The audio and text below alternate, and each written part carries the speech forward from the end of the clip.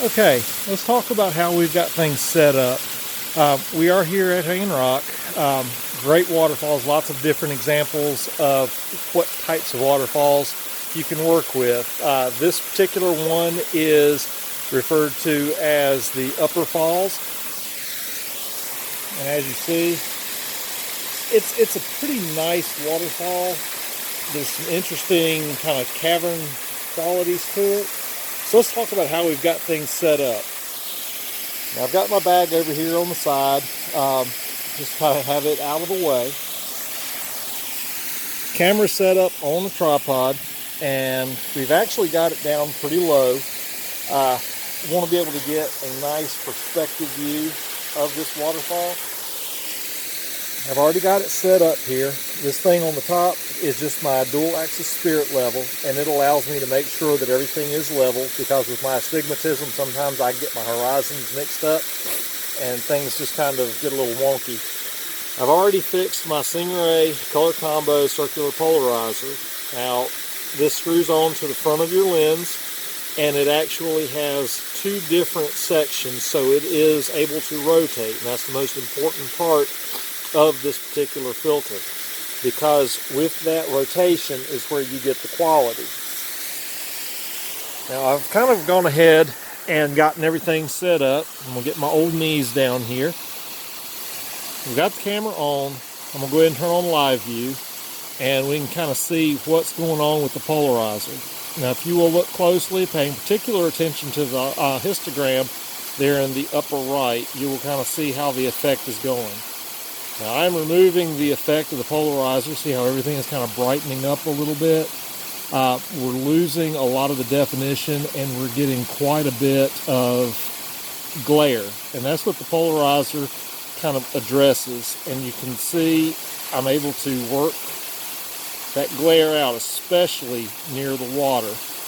That's what I'm looking for, and I'm going for maximum polarization here. So that way I make sure and get all the detail that I can. Now the nice thing about this Stingray color combo is there are some warm tones here in this picture with the rocks, and especially the stream leading up to the waterfall.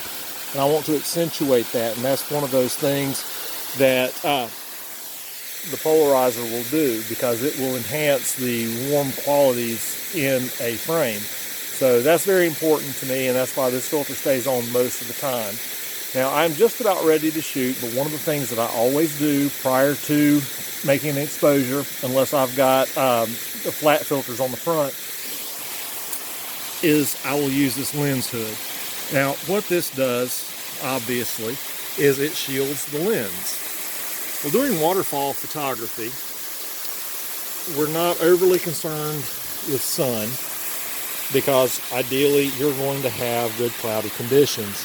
But that lens hood will help shield the front element from any spray, and it will eliminate any glare on there. So again, we will get a good quality image. So we're going to go ahead and we're going to take an exposure. Now I've got it set up, and you can see here in the live view, we're at f14, and I've got 10 seconds worth of exposure. Now things have changed a little bit since I set it up, and as you see over here on the histogram, we're kind of flirting with that right hand side a little too much. So I'm going to back off the shutter speed just a little bit. We're going to go with 8 seconds, and we're going to see what happens. Let's see. There we go. Now I use 2-second timer on there to make sure that any camera shake has been eliminated prior to the shutter opening up, because the last thing you want is to spend time setting up a shot, and then all of a sudden you end up with that camera shake and everything's blurred and kind of unusable. So let's look and see what we got here. 8 seconds at f14. Looking at the histogram, we are outstanding. Everything is at perfect bell curve, so we can get all the detail we need in both the shadow and in the highlights.